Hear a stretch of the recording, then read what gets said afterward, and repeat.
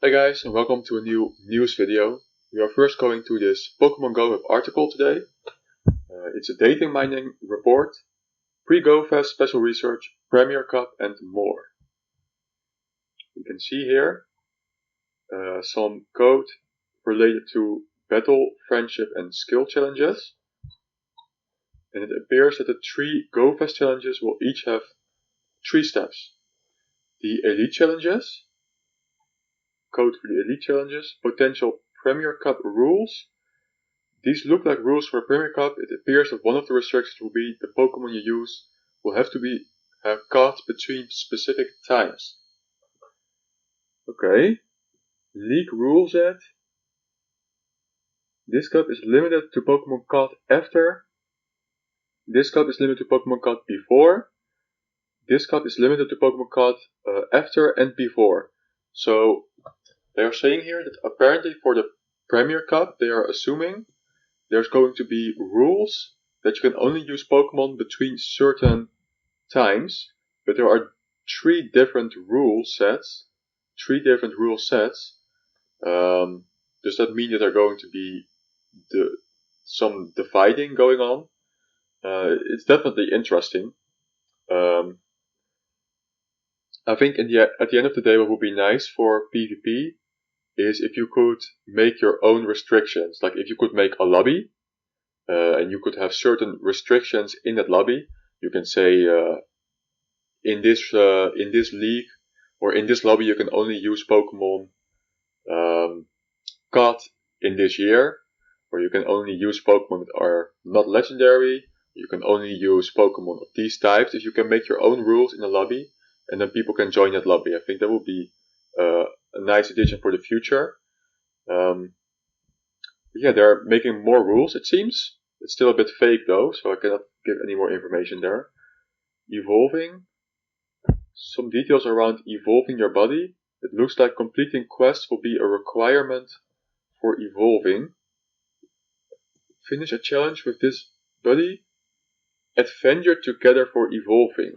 Okay, so that might be there might be a specific Pokemon that in the main series need a certain kind of rule to evolve, and in Pokemon Go they are going to say it has to be your buddy or your best buddy to be able to evolve. That might be how they are going to solve a certain kind of strange evolution for a kind of Pokemon. We'll have to see about that. It could also be related to Mega Evolving, that you need to have a best buddy before you can Mega Evolve. We'll see. Buddy gift journal entry. Your buddy bringing you a gift will soon show up in your journal. Some text about stickers. And that's it. And let's see what are the parting words from Pokemon Go Hub. It would appear that pre-Go Fest special researches will be fairly short. So they are talking about 3 tasks per research. No word on how difficult the steps will be, but there will only be 3 steps. It should be fairly easy for us to finish those up and unlock the extra Pokemon for Go Fest. And unlock the extra skill set. What was the name of that again? The Elite challenges. Okay, we're going to go to the next subject now. We're going to go to Pokebattler. I don't know if you have heard of this before. I have to admit that personally I hadn't before. But it came to my attention that Pokebattler, as they are saying here, is evolving. And we're going to go to their website.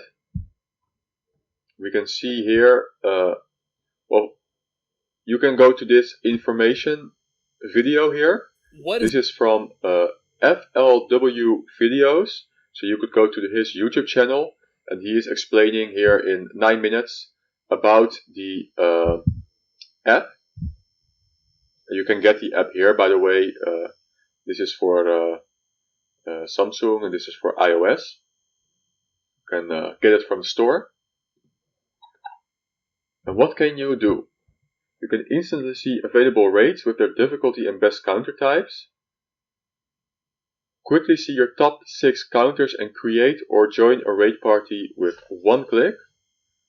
Quickly change and swap your Pokemon to prefect your party.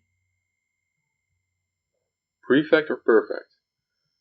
Fast, accurate generic counters or custom counters for those with a Pokebox. Fast, accurate predictions on how your group will do based on your counters. And so I know from this site that they have all the details, so that you can select what kind of weather it is, you can select what kind of friendship you have with each of the persons in the lobby. And so what you can do is you can add your own Pokemon to these Pokemon boxes, and then you will see all of your counters in the app.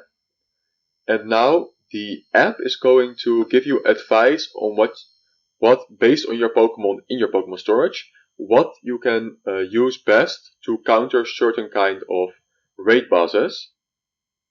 And it will also tell you here if you can win or not. So yeah, if you would like to know more about raids, if you are living in a certain kind of area where it is tough to find enough people and you want to have an idea of whether you can defeat the raid boss or not, then this is definitely an app that you could use.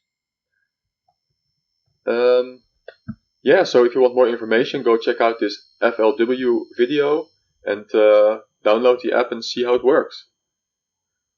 Finally, we are going to this SilphRoad article. Now, the SilphRoad is a website that they have researchers, and they research what the shiny odds are per event. So if you scroll all the way down here, then you can see they do it for each event. You can see here they did it for the Kanto throwback a while back. Then they saw that Violet had no boosted shiny rate. Dunsparce, same, unboosted. Virizion, 1 in 20. Hoenn, seems to be unboosted. Incense Day, 1 in 60, they think, for Carvania, based on their research.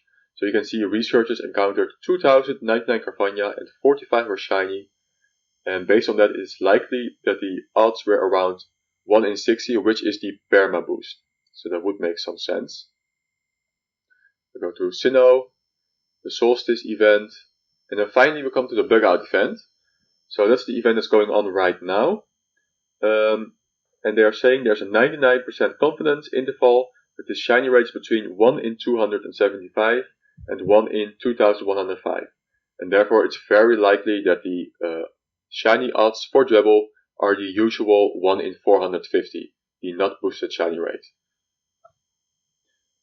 Alright, so that's everything that I have to say for today. Well, let's go into the remote raids a little bit more. So one reason that I did mention this site is for remote raiding. So of course it's gonna be tough maybe to organize raids with people that you have never met before, from people all over the place. Oh yeah, one thing I would like to say is that it's going to be interesting how it is going to work precisely, the mechanics of the remote raids. For example, we know that once the remote raid is coming, that they are also going to introduce the fact that you will only use your pass once the battle starts, instead of when you enter the lobby. So you can enter a lobby, wait 100 seconds, and then back out, and you don't use the pass. Okay? So let's say that you ask a friend if there is a timber raid nearby, because you would like to do a timber raid, but there are none in your area. And you ask this guy, it could be from another country, maybe, and he says, yes, there's timber raid here, but I don't want to do it. Now, could you ask this person to go into the lobby, invite you? Now you are in the lobby, and your friend who doesn't want to do the timber raid backs out. Can you now do the raid? Or once your friend backs out, who sent you the invitation, you are automatically removed as well? That's one of the things that is going to be interesting, because it could be a great help. You know, you could be helping other people out by just inviting them and then back out again. So it's going to be interesting how remote raiding is going to work precisely. It should happen really fast. They were saying that it was going to come quickly after Reshiram. We are doing Sacrum raids for quite a while now, so it should be coming any moment really. It's already visible in the settings, but it doesn't work yet. I would advise to work on your friendships, to talk with your friends who wants to do raids together, who doesn't, because this feature is coming really soon, so be prepared. Now this is everything I want to share for you guys today, and we'll see what more information comes out, and we'll see you in the next episode.